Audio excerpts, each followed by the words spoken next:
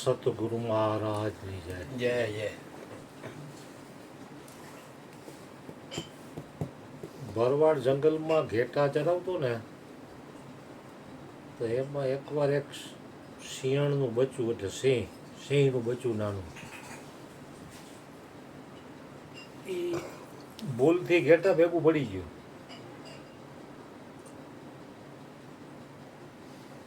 ઘેટા ભેગું પડી ગયું એટલે એ એના ટોળામાં જ રહે ને એના ભેગું ખાઈ પીએ. લાંબો સમય રહ્યો એટલે એ પોતાને ઘેટું મીંડું સમજવા. પછી તો એ બચ્ચામાંથી મોટું થઈ ગયું શિયાળનું બચ્ચું સિંહ. એકવાર વળી આ ઘેટા ચરતા હતા ને એમાં એક ડાલામાંથો સિંહ આવ્યો જોશથી તાળ કાઢી શિકાર માટે. તો આ બધાય ઘેટા ભાગ્યા. ઘેટા તો ભાગ્યા પણ ઓલું સિંહનું બચ્ચું જે હતું સિંહ એ ભાગ્યો એટલે નવાઈ લઈ ગઈ. સારું ઘેટા તો મારો શિકાર છે પણ હારો કાં ભાગ્યો. એ કે શિકાર નથી કરવો પેલા ઓલાને ભાગ્યો. કે તું કાં ભાગ્યો તો કે મૂકી દો મને હું મરી જઈશ. કારણ કે પોતાને ઘેટું સમજીને મેંડું લખવાય. તો કે તું સિંહ જો જંગલનો રાજા છો તારે ભાગવાનું ન હોય ઘેટાની જાય. એના હું ઘેટું છું. તો જંગલમાં એક કૂવો હતો ને એમાં ચોખ્ખું નીર ભર્યું હતું હાવ શાંત. એ કે પહેલાં તું મને બરોબર જોઈ લે અને પછી તું કૂવામાં જો તારા મન મારામાં કાંઈ ફેર છે. જોયું તો હવે ખબર પડી કે હું તો સિંહ છું. ત્યાં એને ખબર પડી કે હું સિંહ છું. નકર એ ઘેટું સમજતો હતો. એટલે અત્યારે તો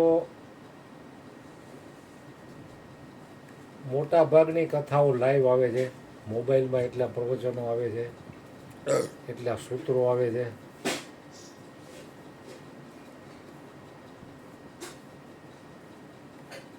પણ માણસને હું શુદ્ધ સચ્ચિદાનંદ આત્મા છું ને એ નક્કી નથી થતું. એવી જ રીતે આપણે પણ 24 કલાકમાંથી 2 કલાક કોક પુણ્યાત્માને સત્સંગ પ્રાપ્ત થાય છે. 24 કલાકમાંથી 22 કલાક તમે શરીર છો ને સંસાર સત્ય છે એવું નક્કી કરાવવા વાળાનો સમૂહ મોટો છે.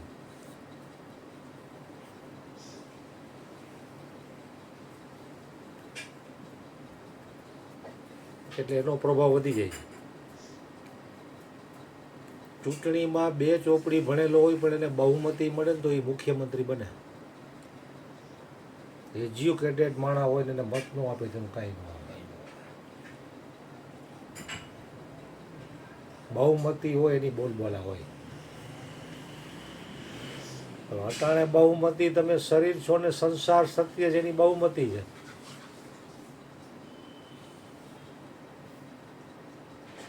એટલે સત્તાર સાહેબે કીધું ને જ્ઞાની કી કોઈ બાત ન માને જૂઠે જગ ભરમાયા આહો પ્રભુ અચરજ માયા તુમારી. એટલે જ્ઞાનીની વાતનો ઘૂરડો ઉતારવો એ તો અનંત જન્મોના પુણ્ય હોય ને તો એ નક્કી થાય એવું છે. શ્રીમદ ભગવદ્ ગીતામાં પણ 2 દિવસ મોર આપણે એક અધ્યાય લીધો એમાં આવ્યું કે હજારો લોકો પરમાત્માને પામવાના માર્ગે છે. એમાંથી હજારોમાંથી કોઈ એક જેમ મારા શરણે આવે. બાકી એની ત્રિગુણી માયા જે ફેલાવેલી છે ને એમાં ક્યાંક ને ક્યાંક બંધાઈ ગઈ છે. કારણ કે શરીર છે એ પોતાને શરીર સમજે છે એટલે એ વ્યક્તિ પોતાની શરીરની જરૂરિયાતો માટે જ મહાપુરુષોનો સંગ કરે.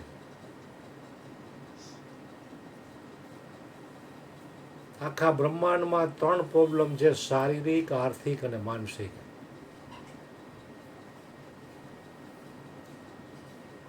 શરીરમાં કઈ એવી બીમારી હોય ગમે એવી દવા કરવા છતાં મટે નહીં.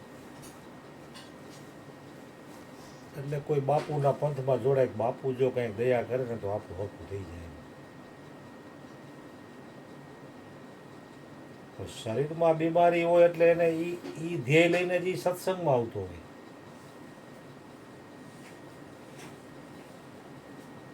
શરીરમાં જો બીમારી ન હોય તો આર્થિક પ્રોબ્લેમ હોય, બે છેડા ભેગા થતા ન હોય, પૈસા તૂટતા હોય કાંઈ બી માટે. તારું બાપુ જો કાંઈક હાથ ફેરવી દે ને તો ધંધો ગોઠવાઈ જાય ને આપણું હકું આવી જાય. શરીરે સારું હોય, પૈસે ટકે સુખી હોય તો એને માનસિક પ્રોબ્લેમ હોય, ડિપ્રેશનમાં હોય, ઊંઘ ન આવતી હોય, સંકલ્પ વિકલ્પ વધી જતા હોય, અથવા તો જાજી મિલકત હોય તો કોર્ટે ચડ્યા હોય ભાગ માટે થઈને. આવા બનાવો આપણે જોઈ છીએ રોજ છાપામાં. તો આ ત્રણમાંથી એક પ્રોબ્લેમને લઈને જ માણસ આમાં જોડાય મોટે ભાગે. એ પ્રોબ્લેમ જો સોલ્વ થાય તો એ ગુરુ સાચા, નકર ગુરુ ખોટા.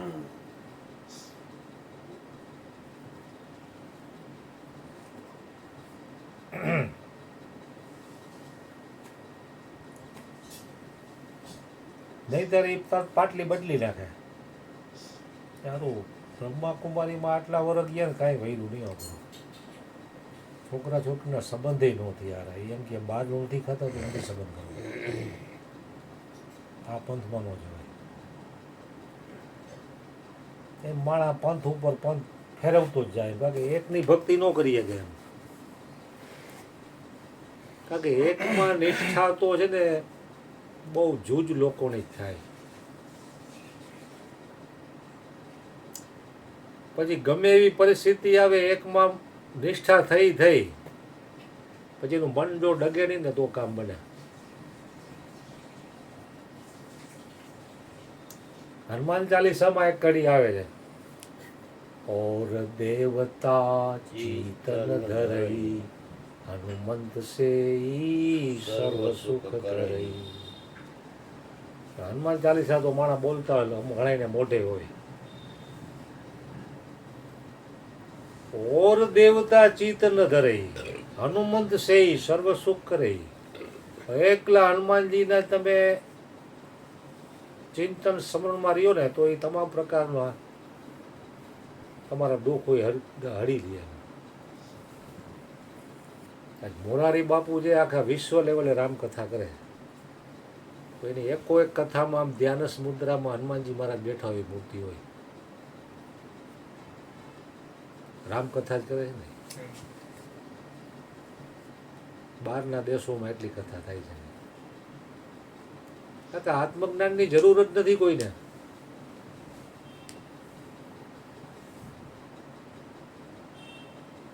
કારણ કે સપ્તાહ એટલે એક જાતનું મનોરંજન હોય તો માણસો મજા આવશે. ખાવાની રોજ નવી નવી વાનગી, ચા પાણી ઠંડા પીણા હાથે બધું મળતું હોય, સોફામાંથી બેઠા હોય, બાજુમાં કુલર હોય, ઉપર પંખો હોય, ફુવારા હોય, મજા આવે. તો એ ચાલુ કથામાં અમુક તો એની વાતો કરતા હોય. હું હમણાં 2-4 વાર કથામાં ગયો તો તમે ઘણા માણસો જોયા કે મોબાઈલમાં ધ્યાન એનું હોય. તો મોબાઈલ જ તારે જોવો છે તો એ ધક્કો ખાધો હું કામ. આ ઘણા એવા આવે મોબાઈલ જ બેઠા હોય. અહીંયા બાપુ પણ આમ મોઢું દેખાડીને એમાં ઊંસળીમાં બેઠો મોબાઈલ લઈને. તો તમારે અહીંયા આવવા જરૂર. મોબાઈલ તો તમે શેરીમાં ઘરે નથી જોઈ શકતા.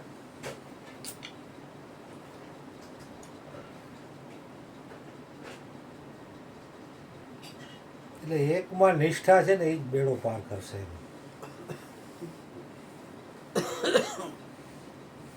કારણ કે અનેકમાં મનુષ્યમાં પરમાત્માએ શક્તિઓ તો મૂકેલી છે. મનુષ્યને પરમાત્માએ વિશેષ બુદ્ધિ આપેલી છે. પણ એ અનેકના ચિંતનમાં એ શક્તિ વ્યય કરી નાખે.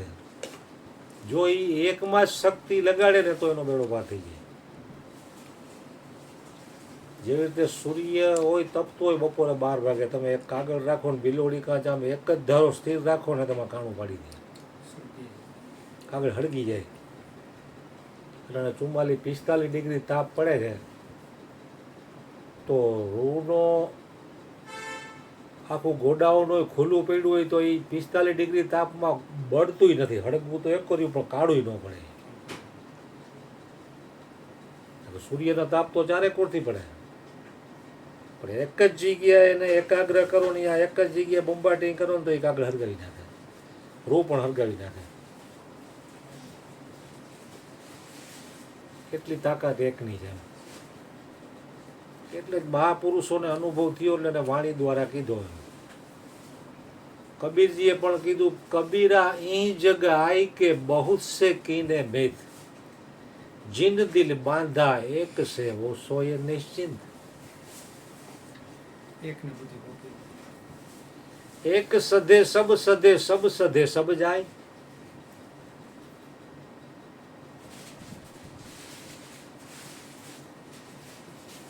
કારણ કે સંસાર છે ને એ પડછાયા જેવો છે. તમે ઘણી વાર જોજો સૂર્યનો તાપ આમ હોય, તમે આમ જાઓ ને તમારો પડછાયો વાહે આવશે, અથવા સામે લાઇટ મોટી બળતી હોય મરકીરી, રાતના તમે આમ હાલ્યા જાઓ તો પડછાયો વાંહે પડશે. કારણ કે પ્રકાશ એટલે જ્ઞાન તરફ તમારી ગતિ છે તો પડછાયો પાછળ છે. પડછાયો જે સંસાર છે, સંસારની ચીજો પડછાયાની જેમ તમારી પાછળ પાછળ આવશે. પણ પ્રકાશથી મોં ફેરવી લીધું, એને પેઠ દઈને તમે હાલ્યા ને તો પડછાયો આગળ આગળ જશે, તમે કોઈ કાળે નહીં પકડી શકો. આ બધાને અનુભવ હોય. રાતે હાલો ત્યારે તમે લાઇટમાં કે પ્રકાશમાં તમને ખબર પડી જાય. અત્યારે તમારું મોઢું આ બાજુ લાઇટ બાજુ, તમારો પરસાયો જો પાછો કબાટમાં પડે.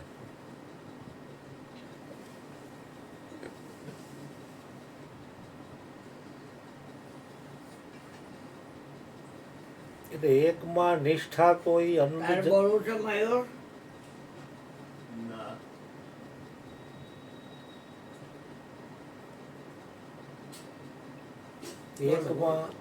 એકમાં નિષ્ઠા તો અનંત જન્મોના પુણ્ય હોય ને તો થાય એવું છે.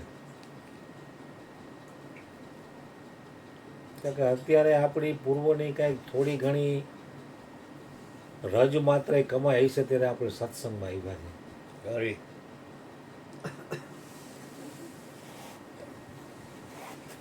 નહીં તો સત્સંગમાં જવાનું પૂજે નહીં.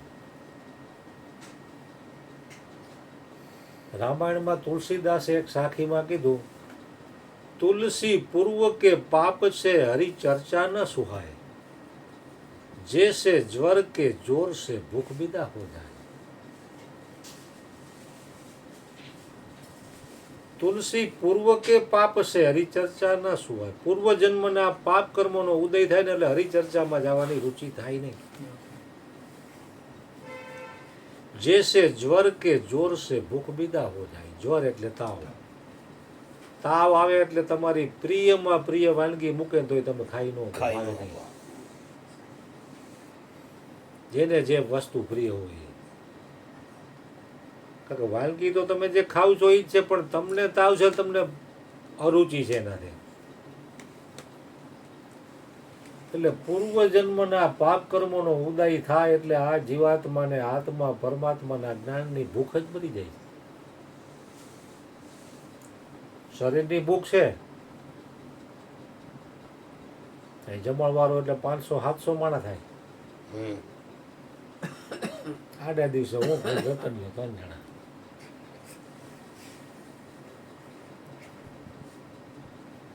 કારણ કે પોતાની કલ્યાણની ભૂખ લાગવી એ તો એની પુણ્ય હોય તો જ એ ગુરુની કૃપા પચાવી શકે. કે ભગવાનની કે કોઈ પણ દેવી દેવતાની કૃપા પચાવી સહેલી. હનુમાન ચાલીસામાં એક કડીમાં એમ પણ કીધું, જય જય જય હનુમાન ગુસાઈ, કૃપા કરો ગુરુ દેવકી નાઈ, કૃપા કરો ગુરુ દેવકી નાઈ, કૃપા કરો ગુરુ દેવકી નાઈ.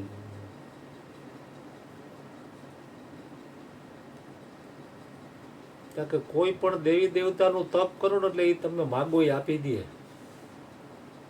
તમે જોઈજો મોટે ભાગે શિવના ભક્તો જ જાય છે, એ ઘડીકમાં રીઝી જાય ને માગો એ તમને આપી દે અને માણસો લોટા ચડાવે.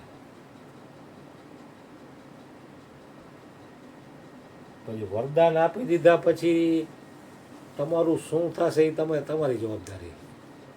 ભસ્માસુરને વરદાન આપી દીધું, જેની માથે હાથ મૂકે એ બળી ભસ્મ થઈ જાય. એવા ઘણા રાક્ષસોને વરદાન આપી દીધા. પછી હાહાકાર મચાવે, બીજાને દુઃખી કરી ગાળી થાય.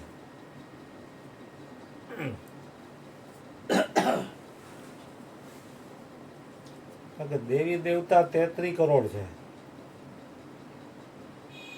પણ ગુરુની ભક્તિ છે ને એ કઠિન છે. ગુરુ તમે માગો એ ન આપે.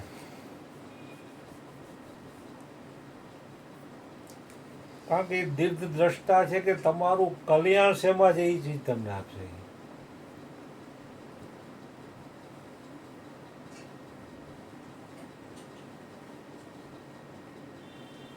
ગુરુ કૃપા ही केवलम शिष्य से परम मंगलम. એટલે ગુરુની કૃપા પચાવી ને એ કઠિન તો છે જ.